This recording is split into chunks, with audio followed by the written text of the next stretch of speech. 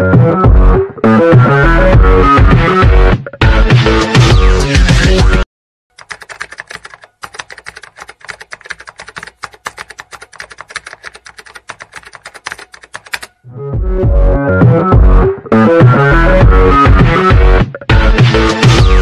എൻ്റെ എല്ലാ കുട്ടികൾക്കും. നമ്മൾ 8 യൂണിറ്റ് കംപ്ലീറ്റ് ചെയ്തു. കഴിഞ്ഞ ദിവസം നമ്മൾ പഠിച്ച ലോസ് ഓഫ് മോഷൻ കംപ്ലീറ്റ് ചെയ്തു. ഒരു പോർഷൻ സ്കിപ്പ് ചെയ്ത ഫുള്ള് കംപ്ലീറ്റ് ചെയ്തു. ഏകദേശം 8 യൂണിറ്റ് 6 യൂണിറ്റ് തീർന്നു കഴിയുമ്പോൾ, ഞാൻ ആദ്യമേ എന്ന് പറയുന്നത് 6 യൂണിറ്റ് തീർന്നു കഴിയുമ്പോൾ നമ്മളൊരു ലൈവിൽ വരാം എന്ന് നമ്മൾ പറഞ്ഞു. പക്ഷേ നമ്മൾ 6 യൂണിറ്റിന് ശേഷം ഒരു ശകലയുടെ ഗ്യാപ്പ് എടുത്തു. ഞാനിപ്പോൾ 9ാമത്തെ യൂണിറ്റ് ഞാൻ ഇന്ന് സ്റ്റാർട്ട് ചെയ്യുകയാണ്. ഈ 9ാമത്തെ യൂണിറ്റ് സ്റ്റാർട്ട് ചെയ്ത് ഏകദേശം തീരാറാകുമ്പോഴായിരിക്കും അടുത്ത ശനിയാഴ്ച 5 മണിക്ക് ഞാൻ ലൈവിൽ വരും. എല്ലാവരും കാണുമെന്ന് ഉറപ്പായിട്ട് ഞാൻ പ്രതീക്ഷിക്കുന്നു. നിങ്ങളാണ് എൻ്റെ എല്ലാ ശ്രോതാക്കളും. അത് ഉറപ്പായിട്ടും നിങ്ങൾ സ്റ്റുഡൻസ് ആണ്. കേരളത്തിലുള്ള എല്ലാ കുട്ടികളുമാണ് നമ്മളെ മുന്നോട്ട് നയിക്കുന്നത്. അന്നേരം നിങ്ങൾ ഒക്ടോബർ 3-ാം തീയതി ശനിയാഴ്ച ലൈവ് ഉണ്ട്. അന്നേരം നിങ്ങൾ ആലോചിക്കേണ്ട ഒരു കാര്യം, അന്ന് നമ്മുടെ പബ്ലിക് വീഡിയോ ഉള്ളതാണ്. ആ പബ്ലിക് വീഡിയോ നമ്മൾ 7 മണിക്കായിരിക്കും അന്ന് അപ്ലോഡ് ചെയ്യുന്നത്. 7 മണിക്ക്. അതുകൊണ്ട് ഓർത്തേക്ക്, അന്ന് 7 മണിക്ക് മാത്രം. കാരണം 5 മണിക്ക് ലൈവിൽ വരുന്നതുകൊണ്ട് 7 മണിക്കായിരിക്കും അന്ന് വീഡിയോ. ആ വീഡിയോ പോലും നമ്മൾ മിസ്സാക്കുന്നില്ല. എത്രയും പെട്ടെന്ന് നമ്മൾ പഠിച്ച് മുന്നോട്ട് പോകും. കുറേ സർപ്രൈസിങ് ആയിട്ടുള്ള കുറേ കാര്യങ്ങൾ അതിനകത്തുണ്ട്. നിങ്ങൾക്ക് കേൾക്കാൻ ആഗ്രഹിക്കുന്നതും ഒക്കെ കുറേ കാര്യങ്ങൾ ഷെയർ ചെയ്യാൻ വേണ്ടി തന്നെയാണ് ഉറപ്പായിട്ടും ലൈവിൽ വരുന്നത്. നന്നായിട്ട് പഠിക്കുക. കുറച്ച് ദിവസങ്ങളായിട്ട് ഇപ്പം കണ്ടിന്യൂസ് ആയിട്ട് കുറച്ച് മെസ്സേജ് വരുന്ന സാറേ, ഞങ്ങൾക്ക് അങ്ങോട്ട് ഒരു മോട്ടിവേഷൻ വരുന്നില്ല. ഇപ്പം കുറച്ച് അങ്ങോട്ടൊരു പഠിക്കാനുള്ളൊരു ടെൻഡൻസി കുറയുന്നുണ്ടോ? ചിലർ തുടങ്ങിയതേ ഉള്ളൂ, ഫസ്റ്റ് വോളിയത്തിൽ നിന്ന് തുടങ്ങിയുള്ളൂ. ഞാൻ 19 വോളിയമായി. 19 വോളിയമായി. അന്നേരം മോട്ടിവേഷൻ ഒന്നാക്കി തരാമോ? മോട്ടിവേഷൻ ആക്കി തരാൻ ഇത്രയൊക്കെയുള്ള കാര്യം. വളരെ സിമ്പിൾ. നമ്മൾ +1 +2 കഴിഞ്ഞിട്ട് നിങ്ങൾക്ക് ഇഷ്ടമുള്ള ഏറ്റവും നല്ല കോളേജ്, ഏത് കോളേജിൽ നിങ്ങൾ ഇനി പഠിക്കുന്നു എന്നുള്ളതല്ല, ഏറ്റവും നല്ല കോളേജിൽ ചേർന്ന് നല്ല പ്ലേസ്മെന്റ്, അത് കേരളത്തിനകത്താകാം, ഇന്ത്യക്ക് പുറത്താകാം. നിങ്ങൾക്ക് ഇഷ്ടമുള്ള കോഴ്സ് പഠിക്കണമെന്നുണ്ടെങ്കിൽ, നമുക്ക് ഫ്യൂച്ചറിലേക്ക് നല്ലൊരു ജോലി കിട്ടണം, നമ്മുടെ പേരൻസിനെ നോക്കണം, നമ്മുടെ ഫാമിലി ഇതാക്കണം, നല്ല അടിച്ച് പൊളിച്ച് ജീവിക്കണം എന്നുണ്ടെങ്കിൽ ഉറപ്പായിട്ടും നമുക്ക് എന്ത് വേണം? നല്ല മാർക്ക് +2 കിട്ടിയാൽ മാത്രമേ നല്ല കോളേജിൽ പ്ലേസ്ഡ് ആവുള്ളൂ. അതാണ് ഇതിനകത്ത് ഏറ്റവും ഇമ്പോർട്ടൻസ്.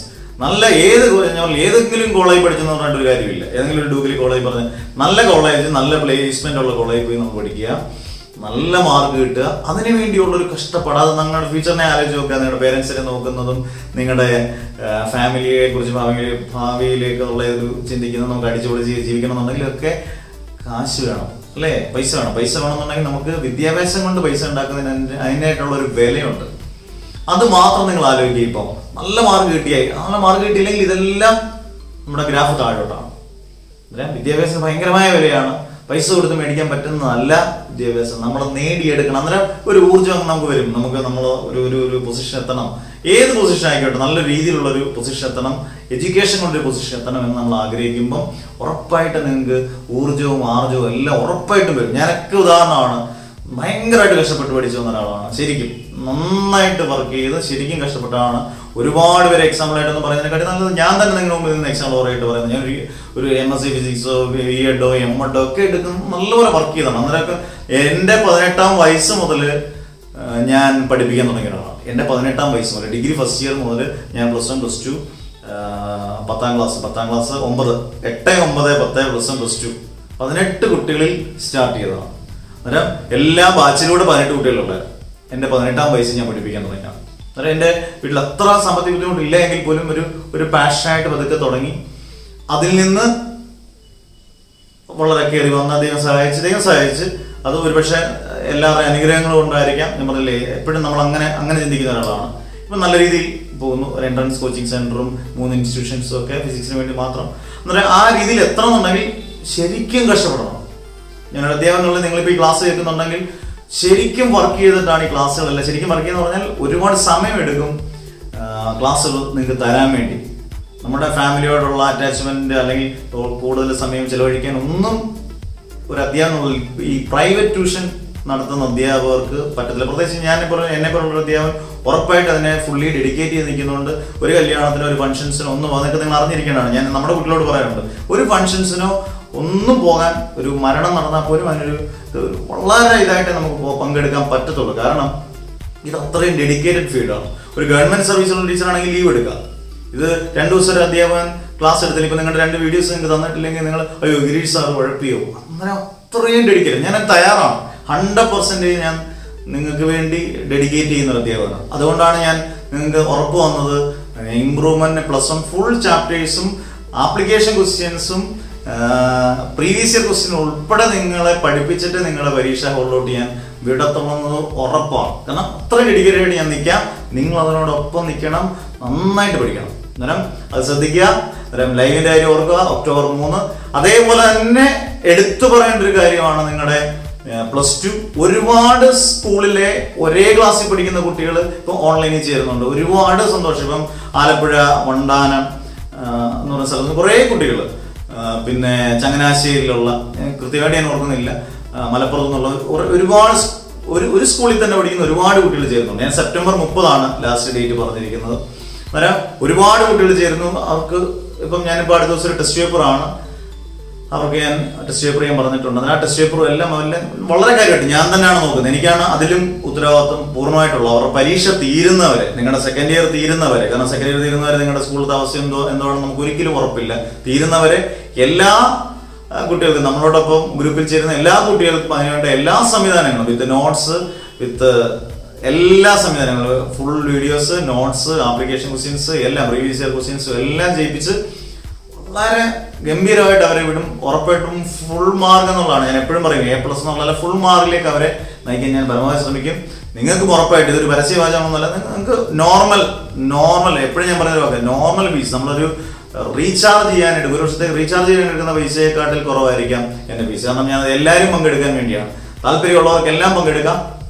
ഉറപ്പായിട്ടും എന്നെ വിളിക്കാം, ജോയിൻ ചെയ്യാം.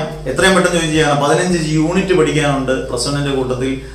+2 നിങ്ങൾ പഠിച്ചു പോകണം. കാരണം നിങ്ങളുടെ ഭാവി നിങ്ങളുടെ കയ്യിലാണ്. മനസ്സിലായോ? രക്ഷകർത്താക്കൾ അത്രയും നിങ്ങളെ ഫോഴ്സ് ചെയ്തൊന്നുമല്ല. അവര് നിങ്ങൾ പഠിച്ച് എവിടെങ്കിലും ഒന്ന് എത്താനുള്ളൊരു ആഗ്രഹം കൊണ്ടാണ് പറയുന്നത്. നിങ്ങൾക്ക് ആ രക്ഷകർത്താ സ്ഥാനത്ത് നിൽക്കുമ്പോഴേ ഉള്ളൂ. ഉപദേശമായിട്ടൊന്നും അല്ല പറയുന്നത്, എത്തുമ്പോൾ മനസ്സിലാവും. ഇതൊക്കെ മനസ്സിലാക്കിയിട്ടുള്ള ഒരാളെന്നുള്ള രീതിയിലാണ് ഉറപ്പായിട്ടും പറയുന്നത്. നന്നായിട്ട് പഠിക്കുക.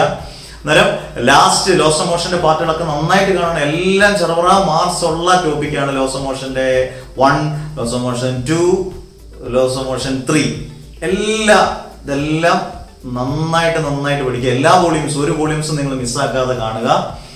ഉറപ്പായിട്ട് ഈ കാണുന്ന എല്ലാ കുട്ടികൾക്കും ഉറപ്പായിട്ടും പരീക്ഷ കഴിഞ്ഞ് റിസൾട്ട് കഴിയുമ്പോഴും നമ്മൾ വീണ്ടും ലൈവ് ചെയ്യും. അന്നേരവും ലൈവ് ചെയ്യുമ്പോഴും നിങ്ങൾ നല്ല സന്തോഷത്തിലായിരിക്കും. ഉറപ്പായിട്ടും എല്ലാവരും മാർക്ക് മേടിച്ചിരിക്കും. ഇമ്പ്രൂവ് ചെയ്യുന്നവരെല്ലാം ഉറപ്പായിട്ട് ഈ വീഡിയോസ് കാണുന്നവർ ഉറപ്പായിട്ടും മാർക്ക് മേടിക്കുന്നുള്ളത് സംശയം വേണ്ട. അന്നേരം ആ കാര്യങ്ങളെല്ലാം പറഞ്ഞു.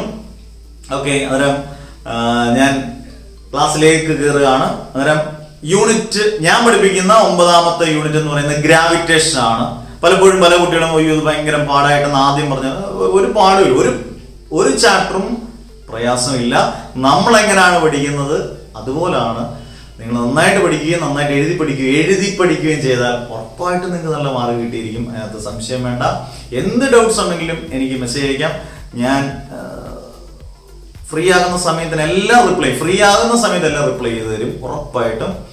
ഓക്കെ, അന്നേരം ബാക്കിയൊക്കെ നമുക്ക് ശനിയാഴ്ച ലൈവിൽ വരുമ്പോൾ സംസാരിക്കാം, കാര്യമായിട്ട് സംസാരിക്കാം. പിന്നെ അന്ന് 7 മണിക്ക് പബ്ലിക് വീഡിയോ ഉണ്ട്. ഡോണ്ട് മിസ് ഇറ്റ്, മിസ്സാക്കരുത് കേട്ടോ. അത് നമ്മൾ റെഗുലറായിട്ട് പോകുന്നതാണ്, അതിന് യാതൊരു വ്യത്യാസവും ഇല്ല. ഓക്കെ, അന്നേരം നമുക്ക് ഗ്രാവിറ്റേഷൻ നല്ല രസമായിട്ട് പഠിക്കാം. ഡെറിവേഷൻസ് ഒക്കെ ഉണ്ടെങ്കിൽ നല്ല മണി പോലെ പഠിക്കും. ഓക്കെ, വാ തുടങ്ങാം. എന്നാൽ നമുക്ക് സ്റ്റാർട്ട് ചെയ്യാം. ഗ്രാവിറ്റേഷൻ തുടങ്ങുമ്പോഴും നമ്മൾ ന്യൂട്ടനെ വിട്ടൊരു കളിയില്ല. തുടങ്ങുന്നതൊക്കെ ന്യൂട്ടന്റെ ലോയിൽ നിന്ന് ഐശ്വര്യമായിട്ട് തുടങ്ങാം. Newton's universal law of gravitation. ഞാൻ യഥാർത്ഥത്തിൽ ഇത് +1 തുടങ്ങുമ്പം ഈ കുട്ടികൾക്ക് ബേസിക് ആയിട്ടുള്ള കാര്യങ്ങളൊക്കെ പറയുമ്പോൾ ഇത് ഫിസിക്സിന്റെ ബേസിക്കല്ലേ ഇതെല്ലാം ആഡ് ചെയ്താണ് പഠിപ്പിക്കുന്നത്. എന്താണ് ന്യൂട്ടന്റെ യൂണിവേഴ്സൽ ലോ ഓഫ് ഗ്രാവിറ്റേഷൻ? ഇപ്പം ലോസ് ഓഫ് മോഷനകത്ത് ന്യൂട്ടന്റെ ഫസ്റ്റ് ലോയും സെക്കൻഡ് ലോയും തേർഡ് ലോയും ഒക്കെ നമ്മൾ വളരെ ഡീറ്റെയിൽ ആയിട്ട് പഠിച്ചു. ന്യൂട്ടന്റെ യൂണിവേഴ്സൽ ലോ ഓഫ് ഗ്രാവിറ്റേഷൻ എന്താണ്? അത് ഞാൻ ആ സ്റ്റേറ്റ്മെന്റ് പറയാം. every particle in the universe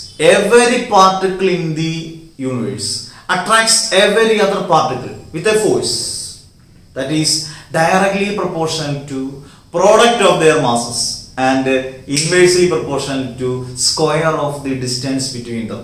നിങ്ങൾ ഒരു വട്ടോടെ കേട്ട് കഴിയുമ്പോഴത്തേക്ക് നിങ്ങൾ പഠിക്കണം. അന്നേരം ഒന്നുകൂടെ പറയാം, every particle in the universe, പ്രപഞ്ചത്തിലെ എല്ലാ പാർട്ടിക്കിളും മറ്റൊരു പാർട്ടിക്കിളിനെ അട്രാക്ട് ചെയ്യണമെങ്കിൽ ഒരു ഫോഴ്സ് വേണം, which is directly proportional to product of their masses and inversely proportional to square of the distance between them. ഞാൻ ഇക്വേഷനിലോട്ട് പോകുന്നതിന് മുമ്പ് ഒന്നുകൂടെ പറഞ്ഞുകൊണ്ട് എഴുതാം.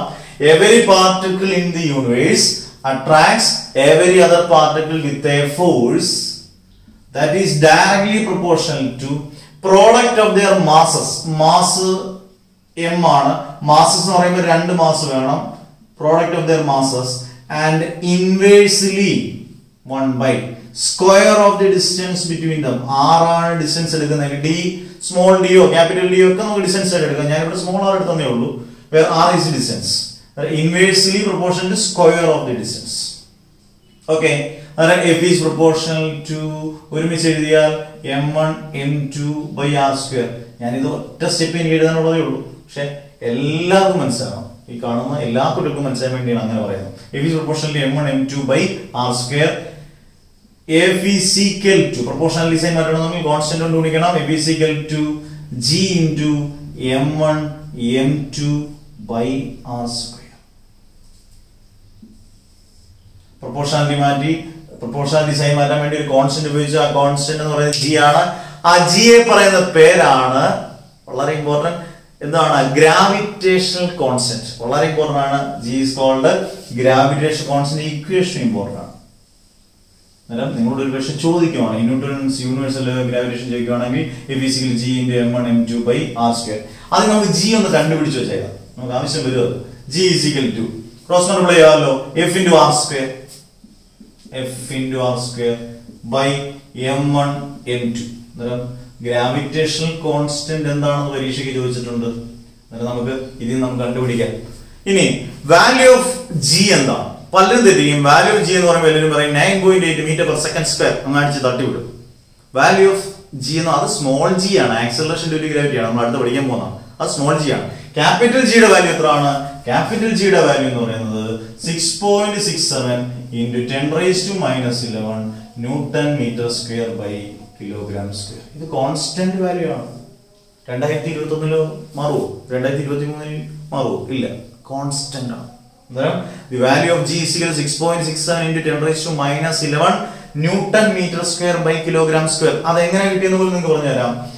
ഫോഴ്സിന്റെ യൂണിറ്റ് ന്യൂട്ടൺ, ഡിസ്റ്റൻസിന്റെ മീറ്റർ, ആർ സ്ക്വയർ ആകുമ്പോൾ മീറ്റർ സ്ക്വയർ ബൈ മാസിന്റെ kilogram, kilogram into kilogram, kilogram square. ഇങ്ങനെയാണ് ഇതിന്റെ യൂണിറ്റ് എഴുതിയിരിക്കുന്ന newton metre square per kilogram square.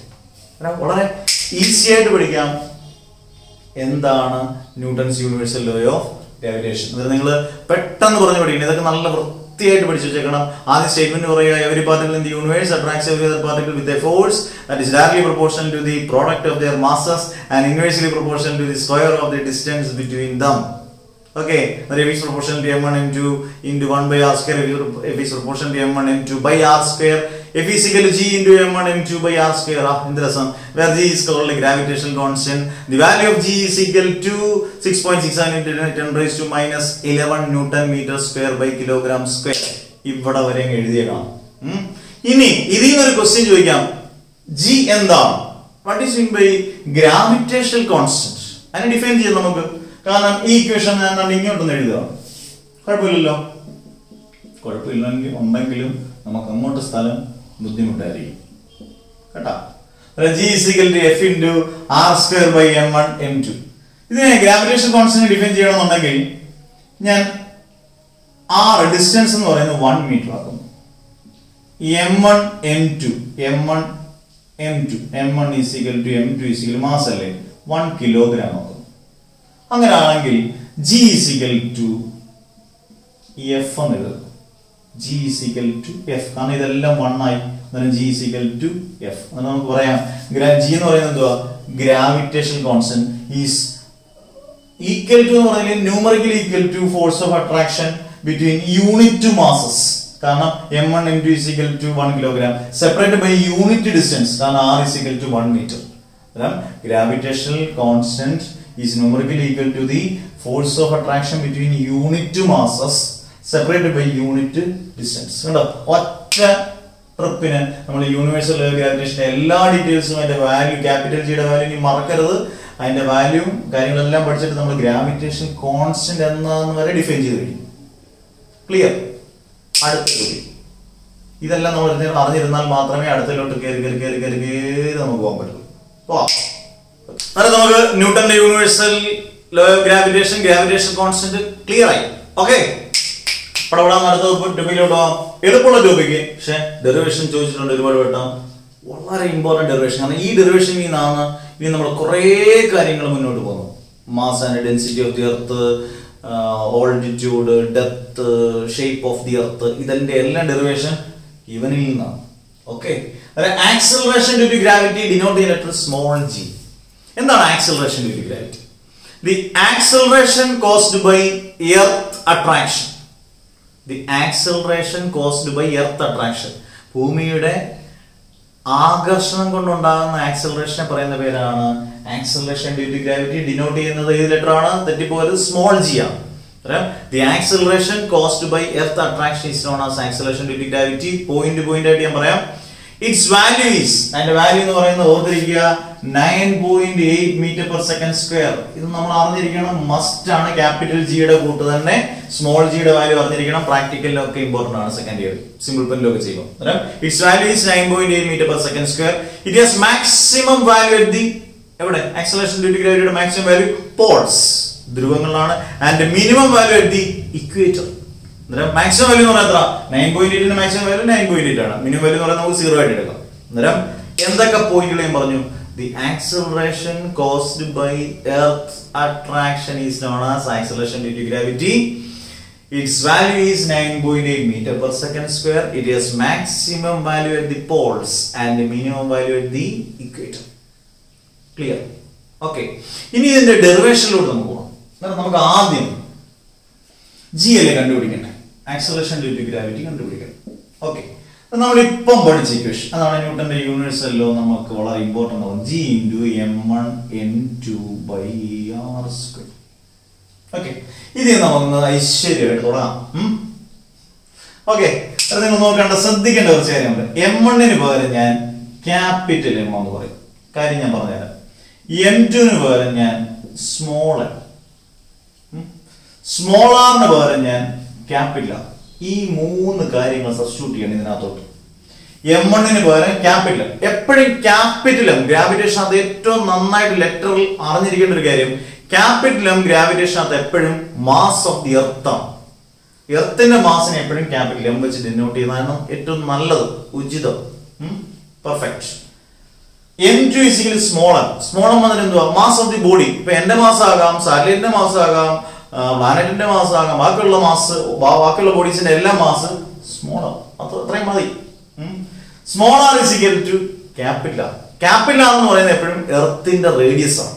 ഇതുകൊണ്ട് നിങ്ങൾ ക്ലിയർ ആയിട്ട് പഠിച്ചോണം. എപ്പോഴും ക്യാപിറ്റൽ എമ്മും ക്യാപിറ്റൽ ആറും mass of the earth and radius of the earth ആണ്. ഇനി നിങ്ങൾ തന്നെ കൊണ്ട് പറഞ്ഞേ, നല്ല മണി പോലെ m1 m2 r പകരം ഇതെല്ലാം ഒന്ന് സബ്സ്റ്റിറ്റ്യൂട്ട് ചെയ്തേ. നല്ല സിമ്പിൾ ആയിട്ട് ഇങ്ങോട്ട് കിട്ടും ഉത്തരം.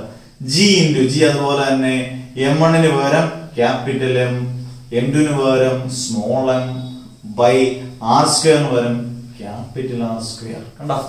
എന്നിട്ട് ഇതിനെ ഞാൻ ഇക്വേഷൻ നമ്പർ 1 അങ്ങോട്ട് എഴുതി. ഇനി ന്യൂട്ടന്റെ സെക്കൻഡ് ലോ എന്ന് എടുക്കുകയാണ്. F = ma. a എന്ന് പറഞ്ഞാൽ ആക്സിലറേഷൻ ആണ്. അതിനെ നമുക്ക് ആക്സിലറേഷൻ ഡ്യൂ ടു ഗ്രാവിറ്റിക്ക് തുല്യമായിട്ട് വേണമെങ്കിൽ എടുക്കാം. a = g എന്ന് എടുക്കാം ഓട്ടോമാറ്റിക്കലി. F = a ക്ക് പകരം g കൊടുത്താൽ F = mg. നമ്മുടെ ഉത്തരത്തിലേക്ക് കിട്ടാൻ പോവാണ്. Equation number 2. ഇനി 1 ഉം 2 ഉം നിങ്ങൾ നോക്കി, ഒരു സൈഡ് സെയിം അല്ലേ? ഞാൻ ഇങ്ങോട്ട് എഴുതാണ് വീണ്ടും. 1 ഉം 2 ഉം ഒരു സൈഡ് സെയിം ആണ്, F ആണ്.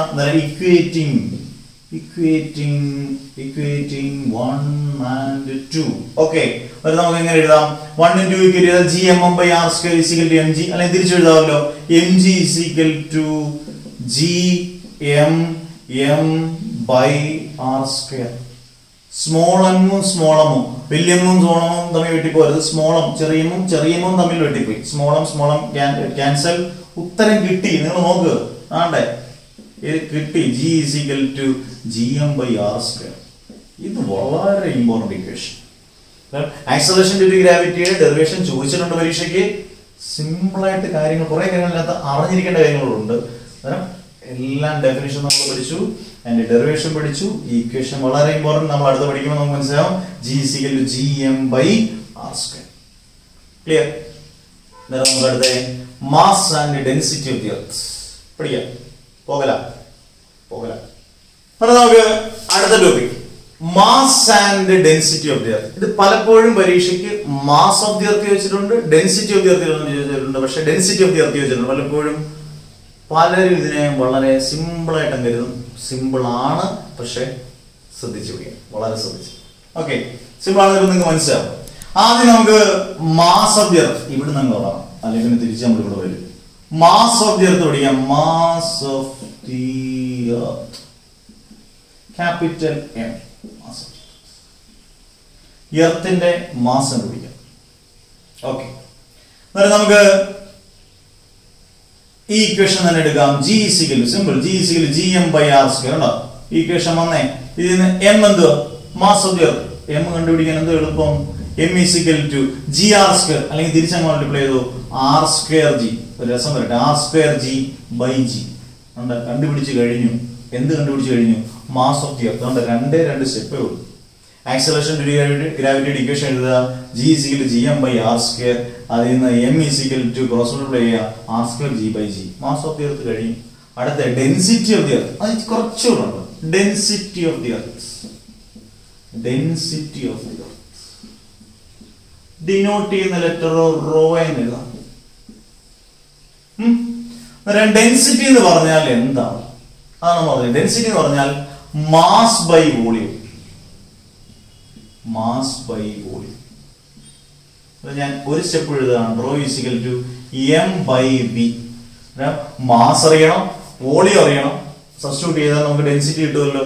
അന്നേരം മാസ് ഓൾറെഡി നമ്മൾ കണ്ടുപിടിച്ചില്ലേ. അതാണ്ട് ഇവിടെ കിടക്കുന്ന mass m is equal to r square g by g. അല്ലേ? വോളിയം എന്താണ്? ഒരു എർത്തിന്റെ അല്ലേ? എർത്തിനെ നമ്മൾ കൺസിഡർ ചെയ്യുന്ന ഒരു ഹോമോജീനിയസ് സ്ഫിയർ ആയിട്ടാണ്. സ്ഫിയറിന്റെ സ്ഫിയർ ആയിട്ട് കൺസിഡർ ചെയ്യുമ്പോൾ സ്ഫിയറിന്റെ വോളിയം എന്തോ? സ്ഫിയറിന്റെ വോളിയം പെട്ടെന്ന് സ്ഫിയറിന്റെ ഏരിയ നേരത്തെ ഞാൻ പഠിപ്പിച്ചാണ്. സ്ഫിയറിന്റെ ഏരിയ 4πr square. സ്ഫിയറിന്റെ വോളിയം തെറ്റിക്കരുത് 4/3πr3. ഇവിടെ ക്യാപിറ്റൽ ആർ വരാനുള്ള കാരണം എർത്തിന്റെ റേഡിയസ് ആണ്. കണ്ടോ? അവിടാണ് കറക്റ്റ് ആയിട്ട് ശ്രദ്ധിക്കാൻ. എന്നിട്ട് നമ്മള് m കണ്ടുപിടിച്ചു, v കണ്ടുപിടിച്ചു. സബ്സ്റ്റിറ്റ്യൂട്ട് ചെയ്താൽ മതി. Rho is equal to m ന് പകരം എന്ത് കൊടുക്കാം? m ന് പകരം r square g by g. അല്ലേ? ബൈ വോളിയത്തിന് പകരം 4/3πr3. ഞാൻ ഒന്ന് അറേഞ്ച് ചെയ്യാണ്. Rho is equal to r square g by g into 4/3πr3. തിരിച്ച് ഇൻറ്റു ചെയ്യുമ്പോഴത്തേന് ഇങ്ങനെ വരുമല്ലോ 3/4πr3. അല്ലെ? ഇൻറ്റു ചെയ്യുമ്പോൾ നേരെ 4/3 എന്നുള്ളത് 3/4 ആവും. അന്നേരം വെട്ടിക്കളിക്കേണ്ടതുണ്ട്. r സ്ക്വയറും ഇവിടെ ഒരു r വെട്ടി അല്ലെ? g ഇൻറ്റു 3 എന്ന് പറയുന്നത് നമുക്ക് തിരിച്ച് 3g ബൈ ഇതിനൊരു ഓർഡർ ആക്കാം. ഇവിടെ ഒരു r സ്ക്വയറും ഒരു r3 ബൈ ഇവിടെ ഒരു r ഉണ്ട്. ഞാൻ ഇങ്ങനെ എഴുതുകയാണ് 3g ബൈ 4πrg. 4πrg നമുക്ക് കിട്ടിയല്ലോ ഇക്വേഷൻ. ഡെൻസിറ്റി 3g ബൈ 4π ഇവിടെ r ഉണ്ട്. മാസ് ആൻഡ് ഡെൻസിറ്റി ഒക്കെ ഒരുപാട് വർഷം ചോദിച്ചേക്കുന്ന, നമ്മൾ ശ്രദ്ധിച്ചില്ലെങ്കിൽ പണി കിട്ടുന്ന ഒരു ക്വസ്റ്റ്യൻ. എളുപ്പമല്ലേ? 2 സ്റ്റെപ്പ് കൊണ്ട് മാസ് ഓഫ് ദി എർത്ത് കണ്ടുപിടിച്ചു. ഡെൻസിറ്റി ഓഫ് ദി എർത്ത് കണ്ടുപിടിക്കണമെങ്കിൽ മാസും വോളിയം. മാസ് ഓൾറെഡി ഉണ്ട്, വോളിയം 4/3πr3. സബ്സ്റ്റിറ്റ്യൂട്ട് ചെയ്താൽ ഉത്തരം കിട്ടി. 4πgr എന്നോ r എന്നെല്ലാം എടുക്കാം. പക്ഷെ കറക്റ്റ് ആയിരിക്കണം. എഴുതി പഠിക്കണം ഈ ചാപ്റ്റർ മൊത്തം. കാരണം ചിന്ന ഡെറിവേഷൻസ് ഒക്കെ. ഓക്കെ, ചെറിയ ഡെറിവേഷൻസ് ഉണ്ട്. അതെല്ലാം നല്ല വൃത്തിയായിട്ട് പഠിക്കുക. എന്നിട്ട് നമുക്ക് അടുത്ത ടോപ്പിക്കിലോട്ട്. ഓക്കെ, വാ. അടുത്തത് ഡെറിവേഷൻസിന്റെ ഒരു തുടക്കം ഡെറിവേഷൻസ് ആണ് നമ്മൾ ഇതിനകത്തെല്ലാം, പക്ഷെ വലിയ വലിയ ഡെറിവേഷൻസ് അല്ല. അടുത്ത നോക്കി, പരീക്ഷയ്ക്ക് ഉറപ്പായിട്ട് ചോദിക്കുന്ന ഒരു ക്വസ്റ്റ്യനിലേക്കാണ് കയറുന്നത്. Variation of acceleration due to gravity. Acceleration due to ഗ്രാവിറ്റിക്ക് വ്യത്യാസം വരാം മൂന്നിടത്ത്. ഞാൻ പറയുന്നത് ശ്രദ്ധിച്ച് കേൾക്കണം. മൂന്നിടത്ത് വേരിയേഷൻ വരാം. Variation of acceleration due to gravity due to shape of the earth. എർത്തിന്റെ ഷേപ്പിന് ചെറിയ വ്യത്യാസം വരുമ്പോൾ വ്യത്യാസം വരാം, വേരിയേഷൻ വരാം. രണ്ട്, variation of acceleration due to gravity with altitude. Altitude എന്ന് പറയുമ്പോൾ ഹൈറ്റ് ആണ്. ഹൈറ്റിന് വ്യത്യാസം വരുമ്പോൾ വ്യത്യാസം വരാം. മൂന്ന്, variation of acceleration due to gravity due to depth. Depth എന്ന് പറഞ്ഞാൽ ആഴം, താഴോട്ട് പോകും. ഈ മൂന്ന് കേസുകളിൽ നമുക്ക് variation of acceleration due to gravity കണ്ടുപിടിക്കണം. ആദ്യത്തേത് വളരെ സിമ്പിൾ ആണ്, രണ്ടാമത്തെ മൂന്നാമത്തെ ഡെറിവേഷൻ ആണ്, എന്നാൽ പോലും എന്താണ് ഈസിയാണ്. ഓക്കെ, നമുക്ക് ആദ്യത്തേത് variation of acceleration due to gravity. Variation of acceleration due to gravity, G എന്ന് എഴുതാണ്, due to shape of the earth. എളുപ്പം. ചിലർ ഇതൊന്നും നോക്കേണ്ടി പോകത്തില്ലോ, ഇത് ചെറിയ കാര്യമില്ല, ഇതൊന്നും നോക്കേണ്ട ആവശ്യമില്ല. എല്ലാ ചെറിയ കാര്യങ്ങളും നമുക്ക് വലിയ കാര്യങ്ങളായി മാറും. അന്നേരം variation of acceleration due to gravity due to the shape of the earth. അന്നേരം നമുക്ക് വേണ്ട ഫണ്ടമെന്റൽ ഇക്വേഷൻ G = gm/r². നിങ്ങൾ വലിയ അപാര തലങ്ങളിലേക്ക് ഉൾഗർത്തങ്ങളിലേക്ക് ഒന്നും പോകണ്ട, സിമ്പിൾ ആയിട്ട് നിങ്ങൾ പഠിച്ചിരുന്നാൽ ഇത്ര ഓർത്താൽ മതി. ഷേപ്പ് ഓഫ് ദി എർത്ത് ആണെങ്കിൽ G ഓൾറെഡി കോൺസ്റ്റന്റ് ആണ്. G ഓൾറെഡി കോൺസ്റ്റന്റ് ആണ്. ഷേപ്പ് ഓഫ് ദി എർത്ത് ആണെങ്കിൽ ജിയും എമ്മും കോൺസ്റ്റന്റ് ആയിരിക്കും. ജിയും എമ്മും കോൺസ്റ്റന്റ് ആയിരിക്കും. അന്നേരം ഒറ്റ വരി എഴുതിയാൽ മതി. അതുകൊണ്ട് ഇങ്ങനെ എഴുതിക്കേ, ജിയും എമ്മും കോൺസ്റ്റന്റ് ആണെങ്കിൽ ഇങ്ങനെ എഴുതാമല്ലോ. നിങ്ങൾ ചെയ്യും, സാർ ഇത് എങ്ങനെ വന്നു? പ്രൊപ്പോർഷണാലിറ്റി സൈൻ വരണമെന്നുണ്ടെങ്കിൽ ജിയും എമ്മും കൊണ്ട് ഗുണിച്ചാൽ മതി, gm/r². അതുകൊണ്ട് ഇങ്ങനെ അങ്ങോട്ട് എഴുതാം, G is proportional to 1/r², where G and M are constants. എന്നിട്ട് വേണമെങ്കിൽ ഒരു സെന്റൻസ് തുടങ്ങി എഴുതാം. വേണമെന്നല്ല, സെന്റൻസ് തുടങ്ങി എഴുതിക്കണം. ഇതിനെ എങ്ങനെ പറയാം നമുക്കൊരു സെന്റൻസ് മേക്കിംഗ് ആയിട്ട്? +1 പിള്ളേരൊക്കെ +2 ഒക്കെ പഠിക്കുന്ന പിള്ളേർ ഇതൊക്കെ വളരെ സിമ്പിൾ ആയിട്ട് പറയണം. G എന്ന് പറഞ്ഞാൽ acceleration due to gravity directly proportion ആണോ, ഇൻവേഴ്സ്ലി പ്രൊപ്പോർഷൻ ടു റേഡിയസ് എന്ന് എഴുതിയ തെറ്റാണ്. റേഡിയസ് ഓഫ് ദി എർത്ത് ആണ്, ക്യാപിറ്റൽ ആണ്. Acceleration due to gravity is inversely proportion to radius of the earth. രണ്ട് മാറി വരും. ഓക്കെ, ഇത്രയേ ഉള്ളൂ. G is gm/r². ജിയും എമ്മും കോൺസ്റ്റന്റ് ആണ്. ഷേപ്പ് ഓഫ് ദി എർത്ത് ആണെങ്കിൽ അങ്ങനെയാണെങ്കിൽ G is proportional to 1/r², where G and M are constant. Acceleration due to gravity is inversely proportional to the square of the radius of the earth. Square of the radius of the earth. അടുത്ത due to altitude and depth. കുറച്ചുകൂടെ lengthy derivation, പക്ഷെ easy derivation പഠിക്കാം. നമുക്ക് അടുത്ത derivation, variation of acceleration due to gravity due to the shape of the earth. എളുപ്പമാണ്. അടുത്ത board നിറച്ച് derivation ഞാൻ എഴുതിയിട്ടേക്കുന്നത് നല്ല സിമ്പിൾ ആയിട്ട് നമുക്ക് പഠിക്കാം, എളുപ്പത്തിൽ അത് പറഞ്ഞു തരാം. Variation of acceleration due to gravity with altitude. Altitude എന്ന് പറഞ്ഞാൽ എന്തുവാ? ഹൈറ്റ് ആണ്. ഹൈറ്റിന് വ്യത്യാസം വരുമ്പോൾ ഈ ആക്സിലറേഷൻ ഡ്യൂ ടു ഗ്രാവിറ്റിക്ക് എന്ത് വ്യത്യാസം വരും? വേരിയേഷൻ എന്ത് വരും നോക്കാം. ഇവിടെ നമുക്ക് തുടങ്ങാം. G is equal to gm/r². നമ്മുടെ main equation G is equal to gm/r². Equation number 1. അടുത്ത G dash is equal to, നിങ്ങൾ ചോദിക്കാം എന്താ സാറേ G dash എന്ന് എഴുതിയിരിക്കുന്നത്? G1 എന്ന് വേണമെങ്കിൽ എഴുതാം, G dash. കാരണം G dash എന്ന് പറഞ്ഞാൽ variation of acceleration due to gravity. Acceleration due to gravity G ആണെങ്കിൽ വേരിയേഷൻ വരുമ്പോൾ എന്തെങ്കിലും വ്യത്യാസം നമ്മൾ വരുത്തണ്ടേ ലെറ്ററിൽ. അതുകൊണ്ട് G dash എന്ന് എഴുതി. അവിടെ G1 എന്നോ എഴുതാം. അത് ഞാൻ ഇവിടെ G dash എന്ന് എഴുതി. is equal to ജിയും എമ്മും ഇവിടെ കോൺസ്റ്റന്റ് ആണ്. മറ്റേടത്ത് തൊട്ട് ഷേപ്പ് ഓഫ് ദി എർത്ത് പോലെ ജിയും എമ്മും കോൺസ്റ്റന്റ് ആണ്. By r². അവിടെ ഞാൻ എന്ത് എഴുതിക്കുന്നത്? r+h the whole square. അത് മനസ്സിലാക്കി പഠിക്കണം. കാരണം അറിയോ, ഇത് എർത്താണ്. ഓൾട്ടിറ്റ്യൂഡ് എന്ന് പറയുമ്പോൾ ഹൈറ്റ് ആണ്, മുകളിലോട്ട് ഹൈറ്റ് ആണ്. അന്നേരം r ആണെങ്കിൽ h ഹൈറ്റൂടെ കൂട്ടുമ്പോഴല്ലേ മുകളിലോട്ട് പോകുന്നത്, r+h. ഡെപ്ത് ആണെങ്കിൽ താഴോട്ട് r-h. ഈ കൺസെപ്റ്റ് നിങ്ങൾക്ക് ക്ലിയർ ആവണം. അന്നേരം G dash is equal to gm/r ന് പകരം r+h, r² ആയതുകൊണ്ട് r+h the whole square. Depth ആണെങ്കിൽ ഇവിടെ r-h എന്ന് വന്നേനെ. ക്ലിയർ? ഇക്വേഷൻ നമ്പർ 2 എന്ന് കൊടുത്തു. ഇക്വേഷൻ നമ്പേഴ്സ് എല്ലാം ക്ലിയർ ആയിട്ട് കൊടുത്തു. Equation 1 divide by equation 2 same സൈഡിൽ ഡിവൈഡ് ചെയ്യുന്നു. ശ്രദ്ധിച്ചോണം.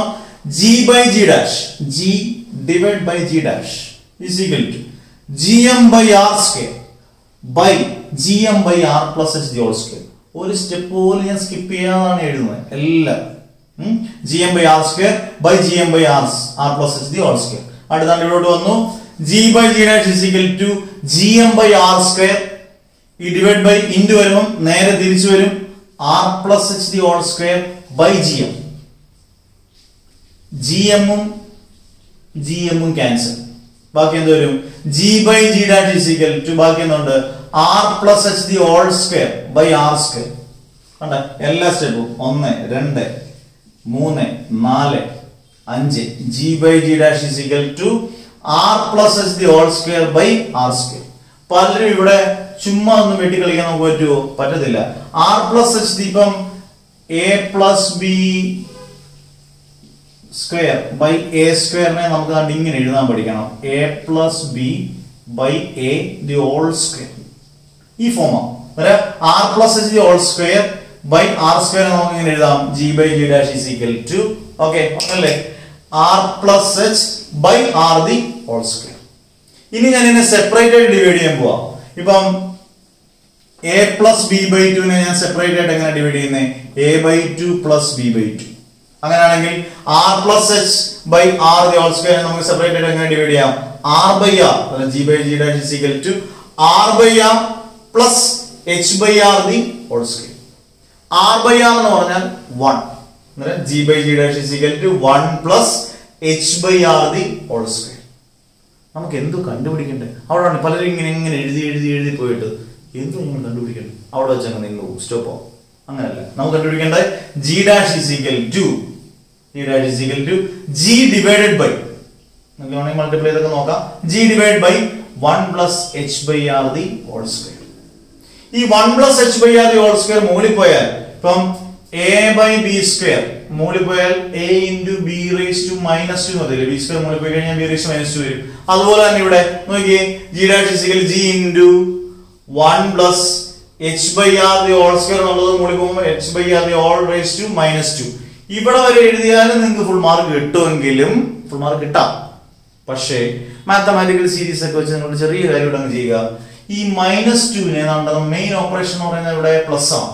ആ -2നെ നമ്മൾ ഇവിടോട്ട് അങ്ങ് എടുക്കുക. അതായത് നോക്കി G dash is equal to explain ചെയ്യാൻ പോയാൽ ഒരു മാത്തമാറ്റിക്കൽ സീരീസ് എക്സ്പ്ലെയിൻ ചെയ്യാൻ പറ്റും. അതിന്റെ ആവശ്യമില്ല. G dash is equal to G into 1 ഇവിടോട്ട് -2 വന്നു. അന്നേരം -2H by R. ഇവിടെ വരെ അങ്ങ് എഴുതിയേക്കണം. ഇവിടെ എഴുതിയാൽ മാർക്ക് കിട്ടും. ഇവിടെ എഴുതിയാൽ അവർക്ക് ഒരു മാർക്ക് കുറയ്ക്കാൻ പറ്റത്തില്ല. ഇതൊരു 3 മാർക്ക് ക്വസ്റ്റ്യൻ, വളരെ ഇമ്പോർട്ടന്റ് ആയിട്ടുള്ള 3 മാർക്ക് ക്വസ്റ്റ്യൻ ആണ്. ഓൾട്ടിറ്റ്യൂഡും ഡെപ്ത്, ഓൾട്ടിറ്റ്യൂഡ് നമ്മൾ ക്ലിയർ ആയി. ഓക്കെ, നമുക്ക് അടുത്ത topic variation of acceleration due to gravity with due to shape of the earth പഠിച്ചു കഴിഞ്ഞു. Due to variation of acceleration due to gravity with altitude പഠിച്ചു കഴിഞ്ഞു. പലരും ഭയങ്കര പ്രയാസം എന്ന് പറയുന്ന 3 മാർക്ക് അല്ലെങ്കിൽ 4 മാർക്ക് ക്വസ്റ്റ്യൻ ആണ് variation of acceleration due to gravity with depth. നമ്മളല്ലേ സർജറി ഒക്കെ ചെയ്യുന്ന പോലെ നല്ല വൃത്തിയായിട്ട് സ്റ്റെപ്പ് ഒക്കെ എഴുതി നല്ല നീറ്റായിട്ട് ഈസി ആയിട്ട് പഠിക്കാം. നോക്കൂ, നമുക്ക് ആദ്യത്തെ സ്റ്റെപ്പ് എവിടെ സംശയമുണ്ടോ നിങ്ങൾ വാട്സാപ്പ് മെസ്സേജ് അയക്കുക ധൈര്യമായിട്ട് കേട്ടോ.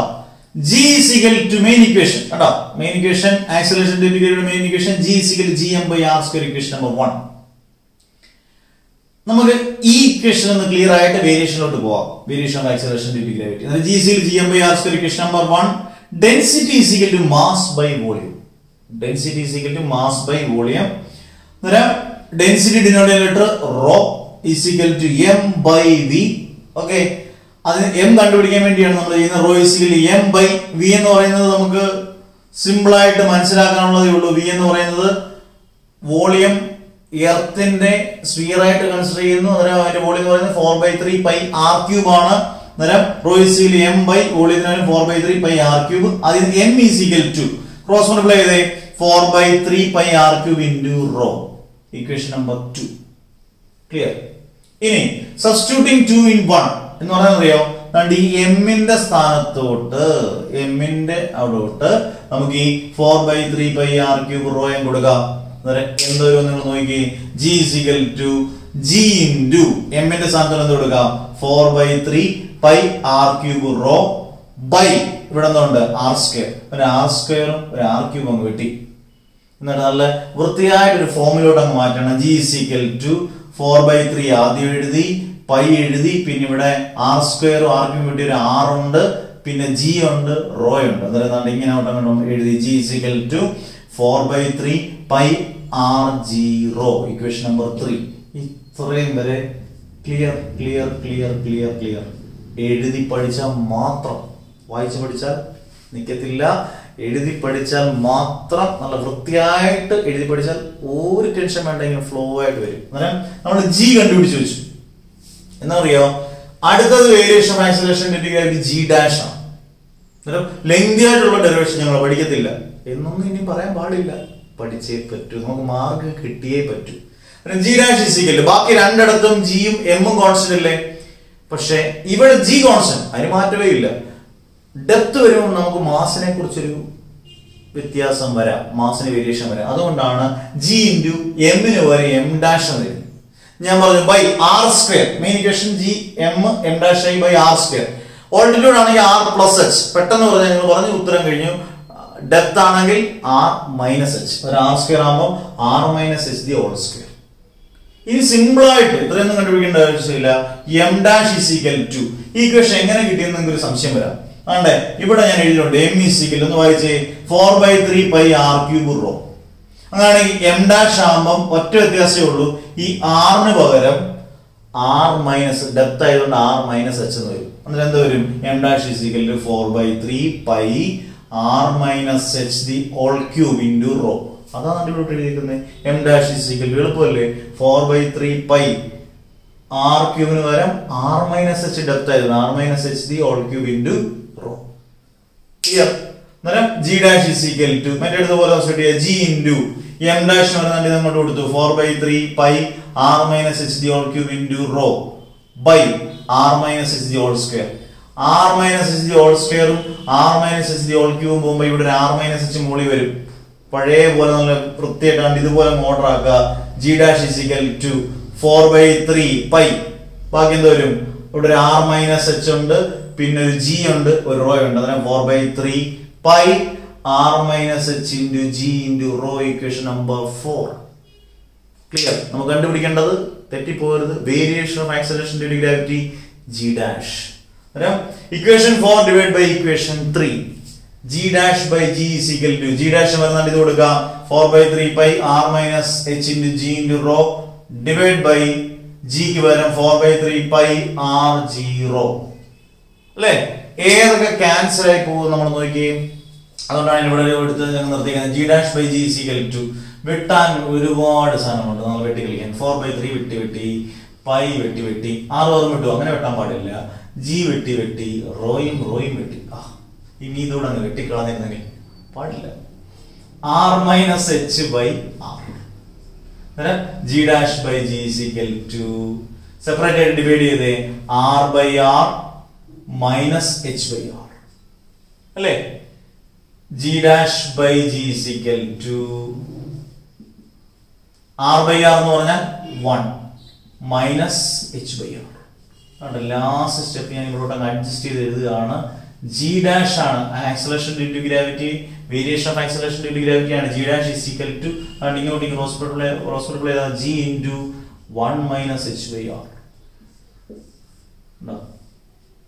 ഇത്രയേ ഉള്ളൂ. പക്ഷെ എന്താണ് ഇവിടെ സംഭവിക്കുന്നത്, നമ്മൾ പഠിക്കാനിരിക്കുമ്പോൾ നമ്മളിത് വായിച്ച് ഇങ്ങനെയൊക്കെ G dash G M dash by R minus, അങ്ങനല്ല, മനസ്സിലാക്കി എഴുതി അങ്ങ് പഠിക്കണം. അന്നേരം ഇതൊരു 3 മാർക്കിനും ചോദിക്കാം, 3 or 4 മാർക്സിന്റെ ക്വസ്റ്റ്യൻ ആണ്. ഇങ്ങനെയാണ് ഗ്രാവിറ്റേഷൻ പഠിക്കാൻ. ഫ്ലൂയിഡ് സൈഡിൽ നമ്മൾ മനസ്സിലാക്കി നല്ല പോലെ അങ്ങോട്ട് ഇക്വേറ്റ് ഒക്കെ ചെയ്ത് നല്ല കറിക്കകത്ത് ഉപ്പും മുളകും എല്ലാം നല്ല രസമായിട്ട് ചേർത്താൽ നമുക്ക് നല്ലൊരു സാധനം ഔട്ട്പുട്ട് കിട്ടും. എന്നിട്ട് നല്ല വൃത്തിയായിട്ട് എഴുതി പഠിക്കണം. Altitude, depth, mass and density എല്ലാം ക്ലിയർ. ഇനി അടുത്ത ടോപ്പിക്കിലോട്ട്. ഇനി ഒരു സംശയം പറയരുത്. സംശയം ഉണ്ടെങ്കിൽ എനിക്ക് വാട്സാപ്പിൽ മെസ്സേജ് ചെയ്തേക്കാം, ക്ലിയർ ആയത്. ഓക്കെ, സംശയം വരത്തില്ല. ഓക്കെ ഓക്കെ, നമ്മൾ കുറെ ഡെറിവേഷൻസ് ഇന്ന് പഠിച്ചു ഗ്രാവിറ്റേഷനകത്തെ. ഇനി ഒന്ന് ശകലം റെസ്റ്റ് ചെയ്യാം. സാറ്റലൈറ്റ്സ് ഒരു ചെറിയ ടോപ്പിക്. എന്താണ് സാറ്റലൈറ്റ്? പലപ്പോഴും നമ്മൾ ഒരുപാട് കാര്യങ്ങൾ പഠിക്കുമ്പോൾ ഈ പറഞ്ഞ പോലെ ചെറിയ കാര്യങ്ങളുടെ അർത്ഥം പോലും ചിലർക്ക് അറിയത്തില്ല. സാറ്റലൈറ്റ് എന്ന് പറഞ്ഞാൽ ഉപഗ്രഹം എന്നാണ് മലയാളത്തിൽ. ഉപഗ്രഹം എന്ന് പറഞ്ഞാൽ എന്താണ്? എന്തിനെയാണ് സാറ്റലൈറ്റ് എന്ന് വിളിക്കുന്നത്? ഒരു ഗ്രഹത്തിന് ചുറ്റും കോൺസ്റ്റന്റ് ആയിട്ട് റിവോൾവ് ചെയ്യുന്ന ബോഡിയെ പറയുന്ന പേരാണ് സാറ്റലൈറ്റ്. ഗ്രഹം എന്ന് പറഞ്ഞാൽ പ്ലാനറ്റ് ആണ്. മറ്റൊരു പ്ലാനറ്റിന് ചുറ്റും കോൺസ്റ്റന്റ് ആയിട്ട് റിവോൾവ് ചെയ്യുന്ന ബോഡിയെ പറയുന്ന പേരാണ് സാറ്റലൈറ്റ്. സാറ്റലൈറ്റിനെ നമുക്ക് basically classified into two: natural satellites and artificial satellites. Natural satellite എന്നും ആർട്ടിഫിഷ്യൽ സാറ്റലൈറ്റ്സ് എന്നും ചോദിക്കാം. പിന്നീട് നിങ്ങൾ പഠിക്കും പോളാർ സാറ്റലൈറ്റ്സ്, ജിയോ സ്റ്റേഷനിക് സാറ്റലൈറ്റ്സ്. അതൊക്കെ പിന്നെ നമുക്ക് പിന്നീട് പഠിക്കാം, ഡീറ്റെയിൽ ആയിട്ട് പഠിക്കാം. അതൊക്കെ മാർക്ക് ഇഷ്ടം പോലെ കിട്ടുന്ന സാധനമാണ്. അന്നേരം basically classified into two: natural satellites, artificial satellites. എന്താണ് ഈ natural satellites? Naturally occurring satellites, പ്രകൃതിയിലുള്ള സാറ്റലൈറ്റ്സ്. ഇപ്പം moon is natural satellite of earth. Moon is natural satellite of earth. Natural satellites ആണ്. ആർട്ടിഫിഷ്യൽ സാറ്റലൈറ്റ്സ് എന്ന് പറഞ്ഞാൽ, ആർട്ടിഫിഷ്യൽ എന്ന് പറയുമ്പോൾ തന്നെ അറിയാം, man made satellites are called artificial satellites. Sputnik 1, INSAT, Chandrayaan, ഇഷ്ടംപോലെ എക്സാമ്പിൾ. അന്നേരം അതെല്ലാം ആപ്പിൾ എന്നൊക്കെ പറയുന്ന സാധനങ്ങളെല്ലാം എന്താണ്? ആർട്ടിഫിഷ്യൽ സാറ്റലൈറ്റ്സ് ആണ്. അന്നേരം natural satellites, artificial satellites clear ആയി. സാറ്റലൈറ്റ്സ് എന്ന് പറയുന്നതും ക്ലിയർ ആയി. ഓക്കെ, ഇനി നമ്മൾ ഇനി പഠിക്കാൻ പോകുന്ന ടോപ്പിക്, അടുത്ത വീഡിയോയിൽ പഠിക്കാൻ പോകുന്ന ടോപ്പിക്കുകൾ orbital velocity, first cosmic velocity, അതുമായിട്ട് കണക്ട് ചെയ്തല്ലേ. പിന്നെ escape velocity, gravitational field of the earth, കെപ്ലറിന്റെ ലോസ്, അതിന്റെ 3 ലോസ്, അതിന്റെ 2 പ്രൂഫ്. അടുത്ത വീഡിയോ ഉണ്ട്. ഏകദേശം ഗ്രാവിറ്റേഷൻ നമുക്ക് ക്ലീൻ അപ്പ് ചെയ്യാം. അന്നേരം 9 മിനിറ്റ് അതിനകത്ത് തീരും എന്ന് നിങ്ങൾ ആലോചിക്കുക. അന്നേരം ഇതുവരെയും പഠിപ്പിച്ച് നല്ല വൃത്തിയായിട്ട് മനസ്സിലായെന്ന് വിചാരിക്കുന്നു. നല്ല അടിപൊളിയായിട്ട് നിങ്ങൾ പഠിക്കണം. നല്ലപോലെ എഴുതി പഠിക്കുക. ഒക്ടോബർ 3 ലൈവ് നിങ്ങൾ മിസ്സാക്കരുത്. യൂട്യൂബിനകത്താണ്. യൂട്യൂബിനകത്തൂടെ 5 മണിക്ക് നമ്മൾ ലൈവിൽ വരും. നമുക്ക് നന്നായിട്ട് ലൈവ് അറ്റൻഡ് ചെയ്യാം. നമുക്ക് നന്നായിട്ട് പോകാം മുന്നോട്ട്. അന്നേരം +1 ടോപ്പിക്കുകളെല്ലാം പഠിക്കുക. ഒപ്പം +2 വളരെ മനോഹരമായിട്ട് ഒരു റെഗുലർ ബേസിൽ നല്ല വൃത്തിയായിട്ട് പഠിച്ചു പോവുക. റെഗുലർ ബേസിൽ +2 പഠിക്കാൻ ഇപ്പൊ ഇഷ്ടംപോലെ സമയം. 1 വർഷം കൊണ്ടുള്ള ടോപ്പിക്ക് നമ്മൾ വെറും 2-2.5 മാസം കൊണ്ട് എടുത്തിരുന്നുണ്ടെങ്കിൽ ഒരു 10 മാസം കൊണ്ട് നമ്മുടെ +2 പഠിച്ചു വരുമ്പോൾ നിങ്ങൾക്ക് അറിയാം അത് എത്രമാത്രം നല്ല വൃത്തിയായിട്ട് നമുക്ക് പഠിച്ചു പോകാം. ടെസ്റ്റ് പേപ്പറൊക്കെ ഇട്ട് നല്ല ഒരു മാർക്ക് പോലും ഇല്ലാതെ. ഞാൻ ആദ്യത്തെ ഇൻട്രൊഡക്ഷൻ പറഞ്ഞതിന്റെ മാർക്കിന്റെ ഒക്കെ പ്രത്യേകതയും നിങ്ങൾക്ക് മാർക്ക് കിട്ടേണ്ട മോട്ടിവേഷനെ കുറിച്ച് എല്ലാം പറയുന്നു. എപ്പോഴും ആദ്യത്തെ 5-6 മിനിറ്റ് അല്ലെങ്കിൽ 7 മിനിറ്റ് ഞാൻ എടുക്കുന്നത് നിങ്ങളെ ഒന്ന് മോട്ടിവേറ്റ് ചെയ്യിപ്പിക്കണം. ഉറപ്പായിട്ടും അത് വേണം. അത് എനിക്കാണെങ്കിലും വേണം, നിങ്ങൾക്കാണെങ്കിലും വേണം, അല്ലേ? അന്നേരം മോട്ടിവേഷനിലൂടെ മാത്രം മതിയോ? നന്നായിട്ട് പഠിക്കണം, നന്നായിട്ട് എഴുതി നല്ല വൃത്തിയായിട്ട് പഠിക്കുക. അന്നേരം +2നെ കുറിച്ച് നിങ്ങൾക്ക് ടെൻഷൻ വേണ്ട. ഗ്രീസാറിന്റെ ക്ലാസ് വേണമെന്ന് ആഗ്രഹിക്കുന്നവർക്കെല്ലാം എന്റെ ക്ലാസ് മനസ്സിലായി നന്നായിട്ട് ക്ലാസ്സിൽ വേണമെന്ന് ആഗ്രഹിക്കുന്നവർക്ക് ഉറപ്പായിട്ടും കോൾ ചെയ്യാം, മെസ്സേജ് ചെയ്യാം. അതിന്റെ ഡീറ്റെയിൽസ് എല്ലാം വീഡിയോക്കകത്ത് കിടപ്പുണ്ട്, നോക്കാം. മെസ്സേജ് ചെയ്തതിന്റെ ഡീറ്റെയിൽസ് എല്ലാം അറിയുക. പഠിക്കുക, നന്നായിട്ട് പഠിക്കുക. നല്ല കുട്ടികളായിട്ട് +2 കഴിഞ്ഞ് നല്ല മാർക്ക് മേടിച്ച് നല്ല വൃത്തിയായിട്ട് ഇറങ്ങുക. Okay, bye bye, see you. Ding ding ding ding Ding.